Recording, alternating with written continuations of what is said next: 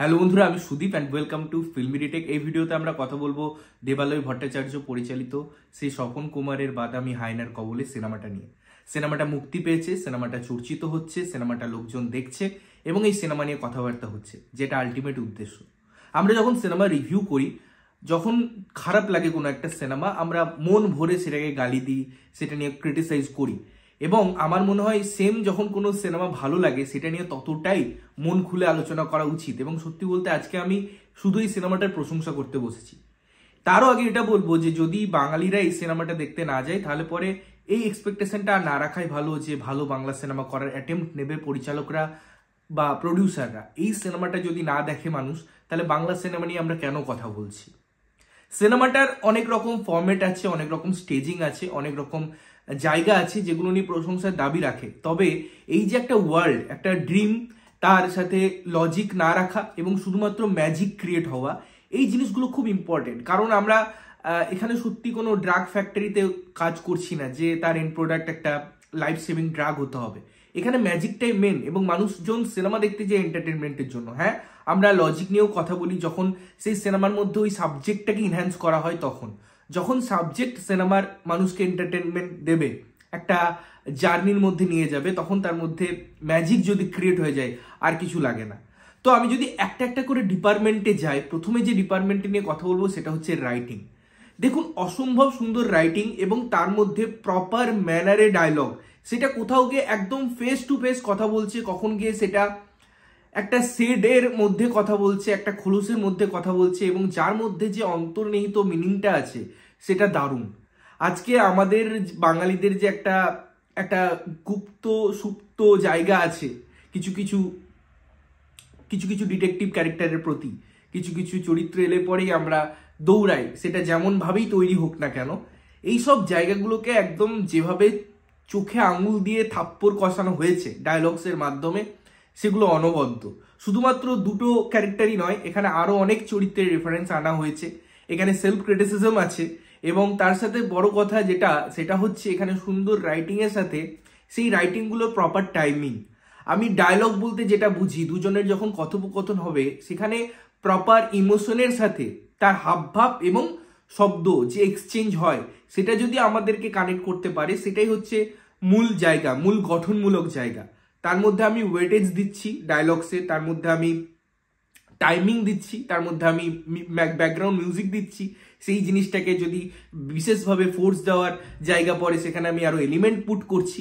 But overall আমি জিনিসটাকে কত সুন্দরভাবে বোঝাতে চাইছি সেটা ইম্পর্টেন্ট, যেটা এই সিনেমায় পরোক্ষে পরোক্ষে আছে। তো এই সিনেমার ডায়লগ রাইটিং, এই সিনেমার ওভারঅল যে সিনপসিস, ওভারঅল যে স্টেজিং, ওভারঅল যে ডিজাইনিং, আমি ডায়লগসের পার্টে বলছি, সেটা ব্যাপক। সেকেন্ড হচ্ছে পারফরমেন্স। দেখুন, আবিরদার পারফরমেন্স নিয়ে আমরা বারবার কথা বলি। আমার মতে, আমি অনেকবার বলেছি আমার সেরা ব্যোমকেশ তেনাকেই লাগে। তো তার এখানে পারফরমেন্স আমার মনে হয় মানুষের মনে থাকবে, বাঙালিরা অনেক দিন মনে রাখবে। পরাণ বন্দ্যোপাধ্যায়, তার চরিত্র এবং তার যে এখানে হাবভাব, তার যে এখানে চরিত্রায়ন, সেটা তাকে ছাড়া অন্য কাউকে তো আমি ভাবতে পারিনি। সুতরাং এটা হচ্ছে একদম appropriate casting. Hats off to casting director, যদি কেউ থেকে থাকেন, যে এইখানে যে চরিত্রগুলোকে ইউজ করা হয়েছে, আমার বারবার মনে হয়েছে এদের কোনো বিকল্প হতে পারতো না, এবং আমার কাছে তো বিকল্প নেই সিনেমাটা দেখার পর। থার্ড, এখানে মিউজিক ডিপার্টমেন্ট। যে কোনো জায়গায় যেভাবে গানগুলোকে ইউজ করেছে অমিত দা এবং তার টিম, যে গানগুলো ইউজ হয়েছে এবং ওভারঅল অ্যাম্বিয়েন্সের জন্য যে মিউজিক ব্যাকগ্রাউন্ড স্কোর ইউজ হয়েছে, সেগুলো অনবদ্য। বাংলায় এরকম ফ্রেশ কন্টেন্ট, এরকম ফ্রেশ মিউজিক এবং ফ্রেশ ভাবনাকে এত সুন্দর ব্লেন্ড করছে এই সিনেমাটা, যে অডিও ভিজুয়াল যে এক্সপিরিয়েন্স নিয়ে আমরা কথা বলি, সেটা একদম 100/100। আজকে আমরা এক্সপিরিয়েন্সে যখন কথা বলি, যখন আমরা ভালো সাউন্ড শুনতে চাই, ভালো জিনিসকে ব্লেন্ড হতে দেখতে চাই, সিনটা দেখে মনে হয় যে বাহ, কি দারুণ পারফরমেন্স করলো, কি সুন্দর এন্ট্রি, কি দারুণভাবে জিনিসটা প্রেজেন্ট হচ্ছে, কি দারুণভাবে জিনিসগুলোকে এলাবোরেট করা হচ্ছে, তখন আমরা যে এক্সাম্পলগুলো খুঁজবো, তখন আমার মনে হয় এই সিনেমাটার নাম উঠে আসবে। ফোর্থ যে জিনিসটা কথা বলবো সেটা হচ্ছে পরিচালনা।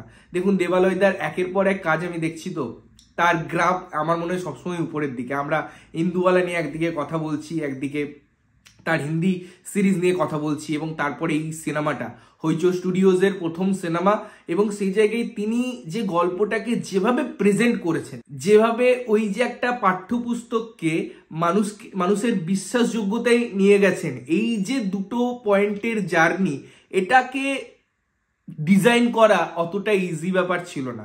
বাট তিনি তার সমস্ত এলিমেন্ট, সমস্ত ইনপুট যেভাবে এখানে ইউজ করেছেন, এবং তার ফলে যে আউটপুটটা বেরিয়েছে, যেটা পোস্ট প্রোডাকশনের পর বেরিয়েছে, সেটা অনবদ্য। হ্যাটস অফ দেবালয় দাকে এত সুন্দর একটা পরিকল্পনা করার জন্য, এবং বাঙালিকে এত সুন্দর একটা গল্প উপহার দেওয়ার জন্য অডিও ভিজুয়াল মাধ্যমে। এরপরে যে জিনিসটা নিয়ে কথা বলবো সেটা হচ্ছে টেকনিক্যালিটিস। দেখুন, একটা সিনেমাকে আমি মানলাম যে প্রত্যেকটা ডিপার্টমেন্ট ভালো করার জন্য গল্প, তার স্টেজিং, তার মধ্যে পারফরমেন্স, এগুলো দরকার। বাট বাংলায় আমরা ভুলে যাই মাঝে মাঝে, যেটা মেন ইম্পর্টেন্ট হয়ে থাকে। কখনো ক্যামেরার কাজও আমরা দারুণ করে দিই, কিন্তু লাইটিং এর একটা যে ইম্পর্টেন্ট রোল থাকে একটা সিনেমায়, সেটা দেখতে একটা ফিল দেয় আমাদেরকে। তার কালার গ্রেডিং, তার ভিএফএক্স, সেগুলো যে একটা দারুণ জায়গা ডিমান্ড করে একটা সিনেমায়, আমরা ভুলে যাই। স্পেশালি লাইটের কথা তো আমি বলবোই।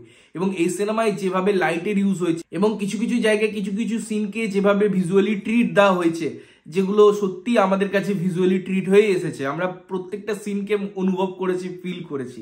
সুতরাং এটা আমার কাছে একটা আউটস্ট্যান্ডিং ওয়ার্ক, আউটস্ট্যান্ডিং সিনেমা বলে গণ্য হবে, এবং আমি অবশ্যই সিনেমাটাকে অনেক দিন মনে রাখবো। এই সিনেমায় আমার সেরকম অর্থে খারাপ লাগার কিছু নেই, তাই আমি জোর করে বার করারও চেষ্টা করব না। শুধুমাত্র যে লাভ কেমিস্ট্রি অ্যাঙ্গেলটা এই সিনেমায় দেওয়া হয়েছে, সেটা কোথাও গিয়ে সিনেমাটাকে একটু ড্র্যাগ করে। আদারওয়াইজ সিনেমাটা একটা দারুণ অ্যাটেম্প্ট, একটা দারুণ সিনেমা, এবং আমি মনে করি প্রত্যেকটা বাঙালির এই বাংলা সিনেমাটা নিয়ে গর্ব করা উচিত, এবং এই বাংলা সিনেমাটা থিয়েটারে গিয়ে দেখা উচিত। তোমরা যদি দেখেছো, সিনেমাটা কেমন লেগেছে অবশ্যই কমেন্ট করে জানিও। না দেখে থাকলে অবশ্যই যাও এবং দেখে এসে আমাদের জানাও যে কেমন লাগলো। ততক্ষণের জন্য ভালো থাকবে, সুস্থ থাকবে, এবং সবসময় ভালো জিনিস দেখবে। চ্যানেল যদি প্রথমবার দেখছো, লাইক, কমেন্ট, শেয়ার করতে হবে, সাবস্ক্রাইব করতে হবে, যাতে প্রত্যেকটা নোটিফিকেশন তোমাদের কাছে পৌঁছায়। ততক্ষণের জন্য টাটা।